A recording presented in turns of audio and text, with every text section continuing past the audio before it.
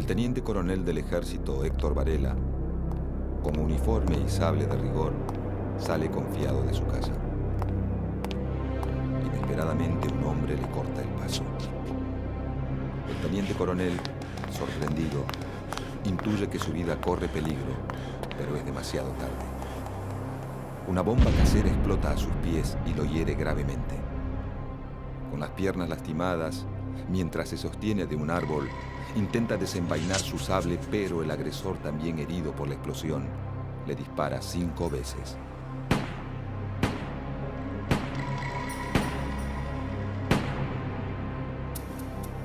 El laureado teniente coronel del ejército, Héctor Varela, muere.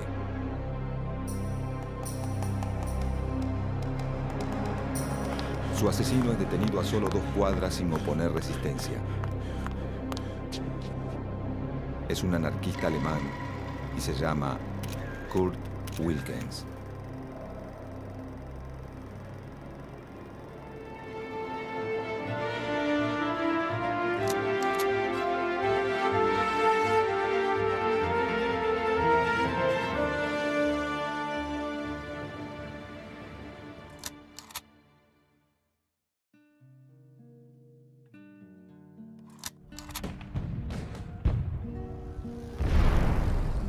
La Primera Guerra Mundial, desatada en 1914, provoca un fuerte impacto en la economía argentina, dado que Gran Bretaña, Francia, Bélgica y Alemania, sus principales socios comerciales, forman parte del conflicto internacional.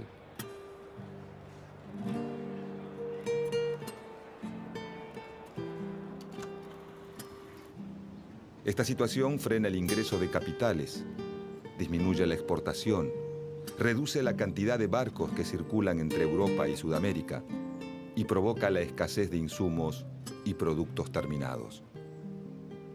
Para los trabajadores argentinos, la crisis significa escasez de empleo.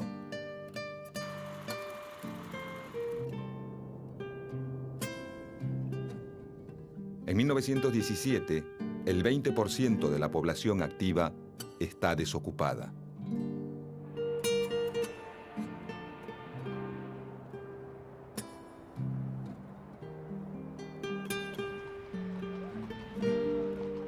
Caen los salarios nominales y la desocupación le quita fuerza a las huelgas como herramienta de lucha y negociación.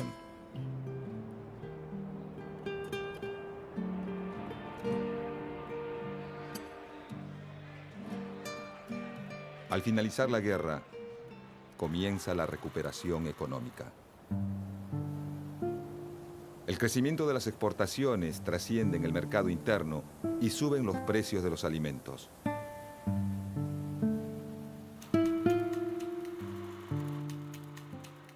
Al mismo tiempo aumenta la demanda de mano de obra y esto mejora la posición de los trabajadores que comienzan a reclamar mejores salarios.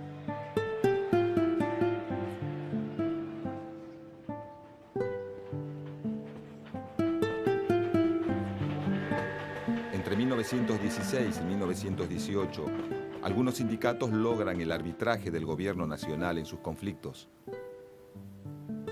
Entre ellos los sindicatos que agrupan a los trabajadores ferroviarios y portuarios.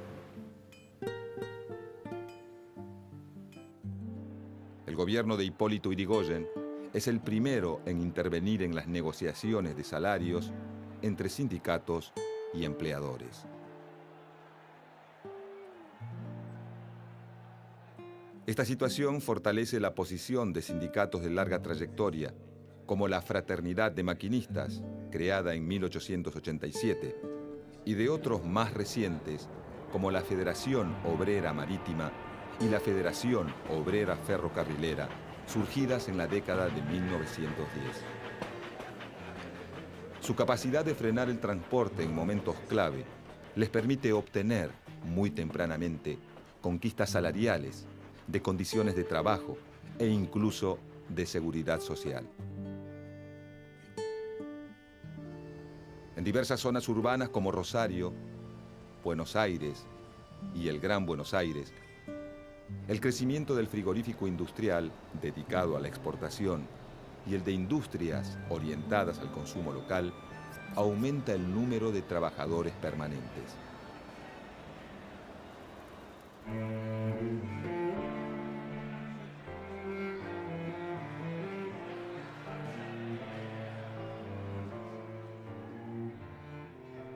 La crítica situación generada por la guerra crea en estas industrias una serie de conflictos que fortalecen su organización sindical. A partir de 1917, se suceden huelgas en las que el movimiento obrero reclama mejores salarios y retoma una demanda por la que lucha desde sus orígenes, en la década de 1890. La limitación de la jornada laboral a 8 horas diarias.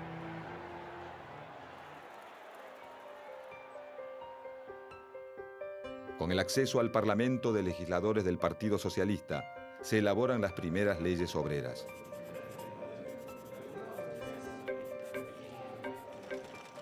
Se sancionan la Ley de Descanso Dominical, la Ley de Regulación del Trabajo Femenino e Infantil y la Ley de Accidentes de Trabajo. Las nuevas leyes regulan los horarios de trabajo, los días de descanso periódico pago y la licencia por maternidad, que revierte la situación a la que están sometidas las mujeres al momento de ser madres, quienes debían continuar en actividad o bien renunciar o ser despedidas. Los trabajadores de algunas industrias consiguen la jornada laboral de 8 horas, pero recién en 1929 llega a convertirse en ley nacional. El trabajo reglamentado y el contacto con las primeras formas de organización industrial de la producción genera una experiencia particular y un movimiento de sindicalización fuerte. Cuando la guerra llega a su fin, en noviembre de 1918, algunos sectores industriales logran mejoras en sus condiciones de trabajo, pero la situación general de los trabajadores argentinos sigue siendo precaria. Comparativamente, para la misma época, los obreros estadounidenses y europeos trabajan en industrias más consolidadas, forman una clase obrera más numerosa y tienen mayor experiencia de organización. La guerra crea alteraciones en el mercado de trabajo. Los puestos que los hombres dejan vacantes son ocupados por las mujeres. En la posguerra, se satura el mercado laboral y aumenta la desocupación. Estados Unidos es uno de los países triunfadores menos afectados por la guerra. Si bien sufre en 1921 una breve crisis financiera, pasado este momento inicia un período de fuerte crecimiento. Con el nuevo panorama de posguerra, comienza la recuperación de los fletes y el aumento en la demanda de alimentos y materias primas para la reconstrucción de las economías europeas. Además, se reactivan las exportaciones y los intercambios. La economía argentina, que viene de casi 5 años de recesión, atraviesa fuertes presiones inflacionarias. Los precios de los alimentos y otros productos de primera necesidad se incrementan por su alza en el mercado internacional. Los trabajadores reclaman la suba de sus salarios para compensar el deterioro de su nivel de vida.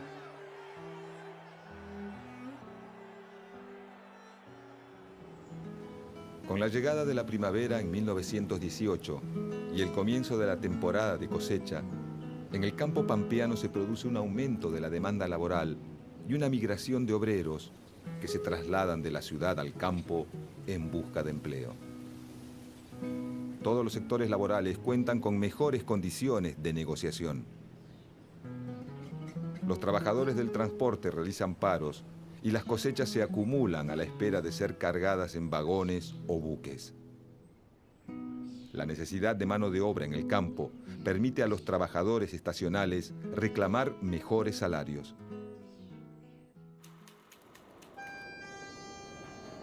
La migración de la ciudad al campo mejora la posición negociadora de los trabajadores urbanos. El gobierno de Hipólito Yrigoyen inicia una nueva forma de vinculación con los obreros a través de la mediación en los conflictos laborales. Aunque está lejos de apoyar a todos los trabajadores. Los más beneficiados son los nucleados en organizaciones de tendencia sindicalista, pertenecientes a los sectores más fuertes de la economía, como los ferroviarios o los portuarios. Los sindicatos cercanos al Partido Socialista, principal competidor electoral del radicalismo, reciben menos apoyo. Y ningún tipo de beneficio los anarquistas, que no están dispuestos por principio a negociar con el Estado. Ante esta realidad, en diciembre de 1918, los obreros metalúrgicos de los talleres Bacena inician una huelga.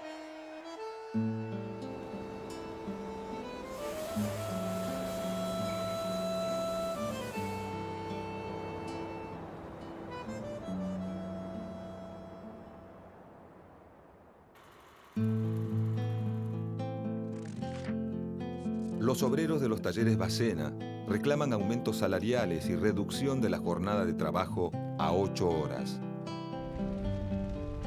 Los primeros días de enero de 1919, la empresa fragmenta la unidad de los huelguistas y consigue que varios empleados se reincorporen al trabajo. El 7 de enero, algunos de los obreros reincorporados a Bacena salen con las camionetas de la empresa desde los talleres ubicados en Cochabamba y La Rioja, en el barrio de San Cristóbal, en Buenos Aires, y se dirigen a buscar materias primas en el depósito situado en las calles Pepirí y Santo Domingo, en el barrio de Parque Patricios. Al llegar a Pepirí y Alcorta, un piquete los exhorta para que abandonen el trabajo.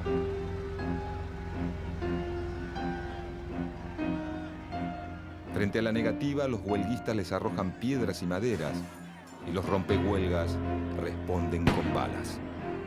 La Guardia Policial aprovecha el disturbio y desata la represión para garantizar la labor de los rompehuelgas.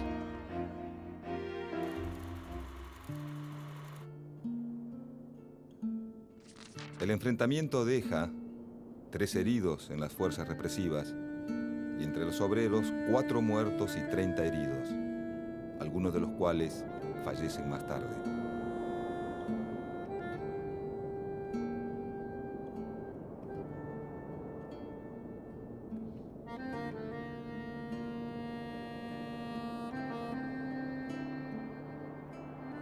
La fracción de la Federación Obrera Regional Argentina, controlada por los anarquistas, ve en estos hechos una oportunidad para la huelga general revolucionaria.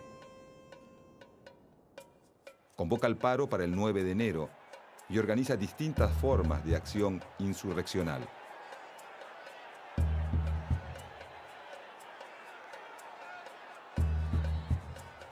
El núcleo sindicalista de la Federación en un primer momento se pliega a la huelga, pero más tarde la levanta y junto al Partido Socialista buscan agotar las vías de negociación explotando su llegada al gobierno nacional.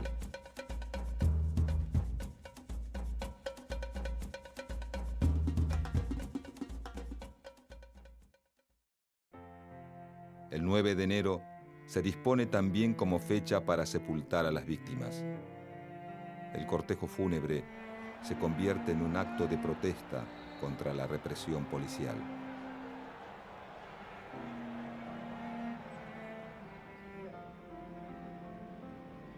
Desde el barrio de Nueva Pompeya y hasta Chacarita se producen choques con la policía.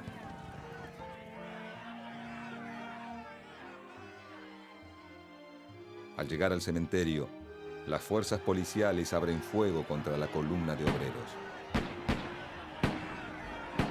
Mientras tanto, en la planta de Bacena se cierra el acceso. Se forman piquetes de huelga y se instalan barricadas en distintas calles cercanas: San Juan, Cochabamba, Urquiza, La Rioja.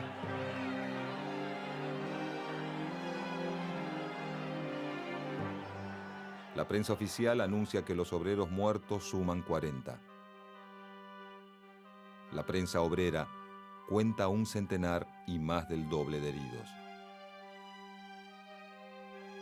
El 10 de enero por la mañana, la ciudad está paralizada tanto por el acatamiento a la huelga como por el temor a sus consecuencias.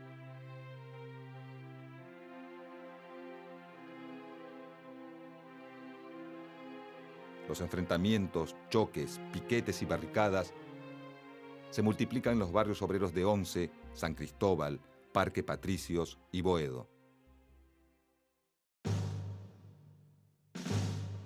El general de Lepián, a cargo de la guarnición de Campo de Mayo, moviliza las tropas hacia la ciudad en espera de que el presidente Hipólito Yrigoyen le dé al ejército la orden de reprimir.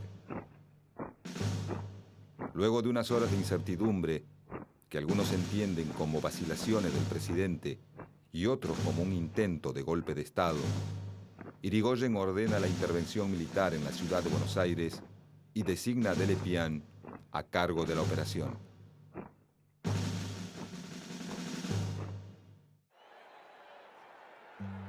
En la ciudad están movilizadas tanto las distintas tendencias de organizaciones obreras como las asociaciones patronales y los grupos reunidos en su apoyo. A la intervención militar, la represión policial a los huelguistas y la confrontación con los grupos de choque anarquistas se suma el accionar de guardias cívicas organizadas por la recién formada agrupación conservadora, la Liga Patriótica Argentina. Estos grupos parapoliciales se ensañan con los obreros, con los anarquistas y con los trabajadores municipales cuyo sindicato es cercano al Partido Socialista.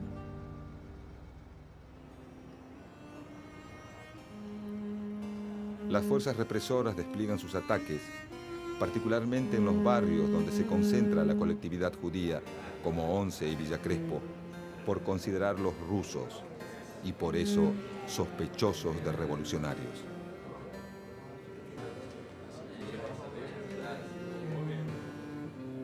Mientras la patronal de los talleres Bacena, el gobierno radical y la fora sindicalista aprueban muchos de los reclamos del pliego de condiciones presentado por los huelguistas entre el 7 y el 8 de enero, se agudiza la represión sobre quienes deciden continuar adelante con la medida de fuerza. Alrededor de 2.000 trabajadores, dirigentes y militantes de distintos grupos son detenidos.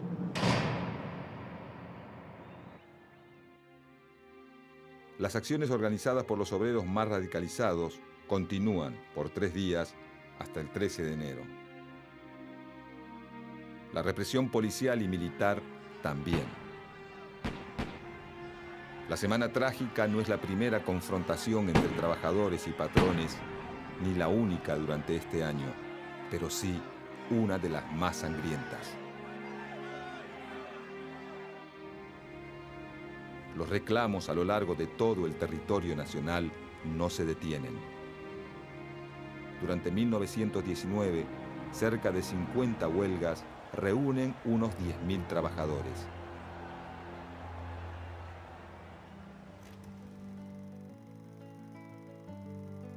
Los conflictos no se limitan al sector del transporte ni al urbano. Emergen también las huelgas entre los asalariados del sector rural. En la región chaqueña se desata un conflicto en La Forestal, una empresa de capital británico dedicada a la explotación de bosques de quebracho. La compañía controla los ferrocarriles y la totalidad de los inmuebles en los pueblos fundados en torno a los obrajes, aserraderos y fábricas de tanino. Su vasto territorio comprende el norte de Santa Fe, buena parte del Chaco y algunas zonas de Salta y Corrientes. La explotación de los obreros y contratistas es brutal.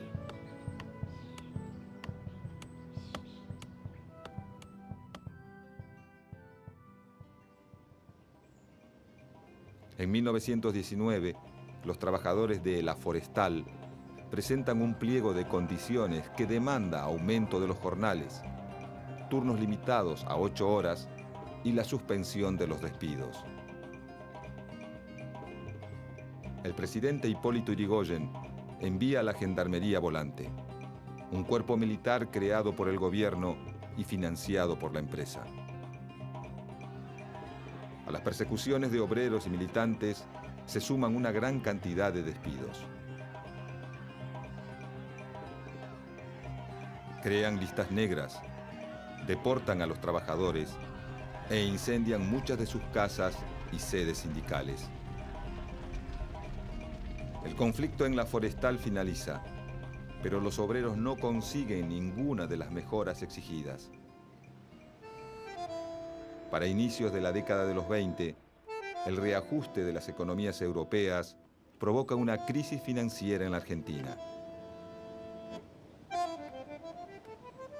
Las organizaciones obreras reaccionan con medidas de fuerza y el gobierno de Irigoyen vuelve a reprimir. En la región pampeana, los trabajadores rurales se organizan una vez más para conseguir mejores salarios. Se producen huelgas en la zona cerealera del norte de la provincia de Buenos Aires, sur de Santa Fe, Córdoba y la zona triguera en torno a Tres Arroyos. La escalada de la protesta obrera se da también entre los trabajadores de las estancias ovejeras en Santa Cruz, donde hacia fines de 1920 se inicia un nuevo conflicto. Los trabajadores rurales se organizan y exigen a sus patrones mejores condiciones de trabajo. La represión policial contra los delegados sindicales es feroz. Lejos de doblegar la protesta, la resistencia obrera se intensifica. El presidente Irigoyen envía al teniente coronel Varela a parlamentar. Los obreros aceptan la mediación, deponen las armas y entregan a los rehenes. El conflicto parece haber llegado a su fin y Varela regresa a Buenos Aires.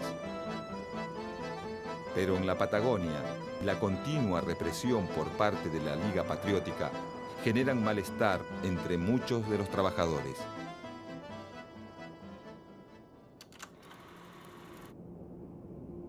En agosto de 1921, deciden ir nuevamente a la huelga. Los obreros más intransigentes toman rehenes, saquean y queman estancias.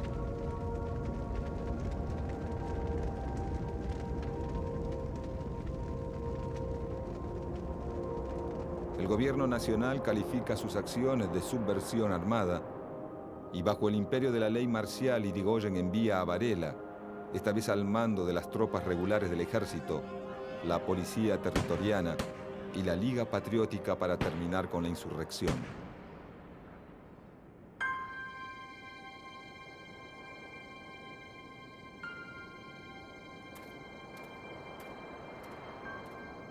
Las tres fuerzas reprimen, torturan, encarcelan y fusilan a los grupos de obreros que se entregan sin resistir, a los militantes más rebeldes y a cualquier sospechoso de tener simpatías anarquistas.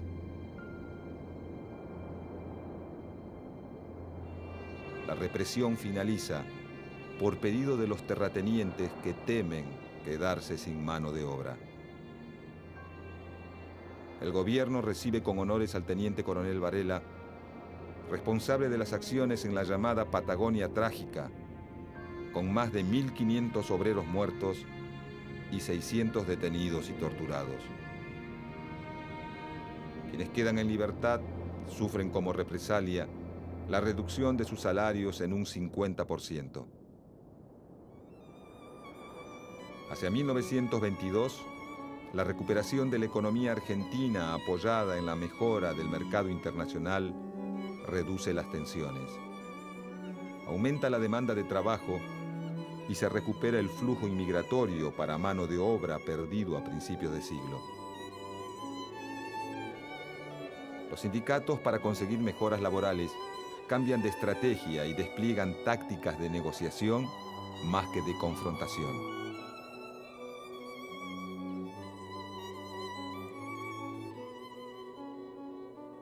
La mejoría económica y la represión despiadada sufrida por el naciente movimiento obrero imponen un período en el cual las diferentes formas de reclamos disminuyen la violencia en sus acciones.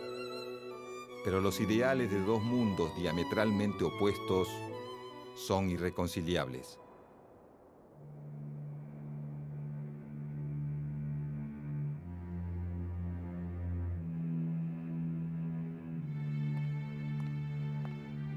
El teniente coronel del ejército, Héctor Varela, sale confiado de su casa.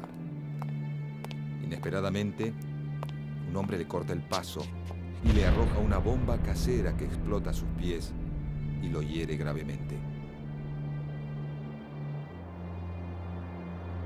Con las piernas lastimadas, mientras se sostiene de un árbol, intenta desenvainar su sable.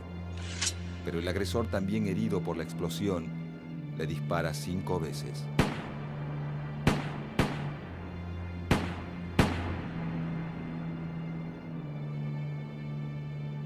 El teniente coronel del ejército, Héctor Varela, muere. El asesino, un anarquista alemán llamado Kurt Wilkens, es detenido a solo 2 cuadras sin oponer resistencia y declara: pueden matarme. He vengado a mis hermanos. 8 meses después, Varela es honrado con una placa. Los británicos residentes en el territorio de Santa Cruz, a la memoria del teniente coronel Varela, ejemplo de honor y disciplina en el cumplimiento de su deber. La semana trágica marca el fin de la estrategia insurreccional en el movimiento obrero, el debilitamiento del anarquismo, la consolidación de las estrategias sindicalistas y el surgimiento de una derecha militante y agresiva. Esta nueva derecha utiliza organizaciones parapoliciales como el objetivo de reprimir a un movimiento obrero al que acusa de estar inspirado en influencias consideradas nocivas, bolcheviques y anarquistas. Los conflictos desatados entre 1919 y 1922 afectan a trabajadores de todo el país, tanto a los urbanos de Buenos Aires y Rosario, como a los rurales de la región pampeana, del Chaco y la Patagonia. La oleada de conflictividad de esos años es el resultado de los efectos que la coyuntura internacional, creada por la Gran Guerra, tiene sobre la estructura de la economía nacional. El accionar represivo del Estado y de los grupos parapoliciales logra limitar la movilización. La recuperación económica reduce las tensiones sociales y las estrategias del movimiento obrero se reorientan hacia la búsqueda de canales de negociación con los patrones y hacia el amparo estatal. A fines de la década de los 20, la aparición de nuevas crisis reabrirá muchas de las tensiones experimentadas por el movimiento obrero argentino.